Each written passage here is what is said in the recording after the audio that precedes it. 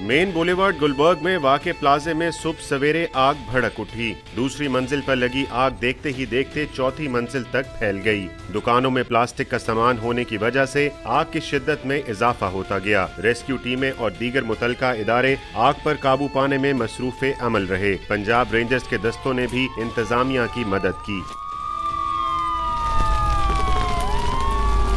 आग से जानी नुकसान तो नहीं हुआ, लेकिन करोड़ों रुपए का माल जलकर खाकस्तर हो गया। दुकानदार बचा हुआ सामान बाहर निकालने की कोशिश करते रहे। डीजी रेस्क्यू ने ऑपरेशन की खुद निगरानी की। सीसीपीओ शेख उमर और डीसी लाहौर मौके पर पहुंचे और इंतजामात का जायजा लिया। दोनों साइडों से फायर फाइटिंग का अमल जारी रहा, चारों साइडों से, बल्कि अंदर भी हमने इस वक्त एंट्री करके और अंदर भी जो हाफ ऑफ द बिल्डिंग है उससे पीछे नहीं जाने दी फायर को। तो उससे ये है कि ऊपर वाले भी 3 फ्लोर जो है उनका फ्रंट हाफ जला है, बाकी का पिछला हाफ जो है वो सेफ रहा है और निचले जितने फ्लोर्स हैं तीनों वो सेफ रहे। तो तकरीबन 30% ऑफ द बिल्डिंग जो है वो जली है।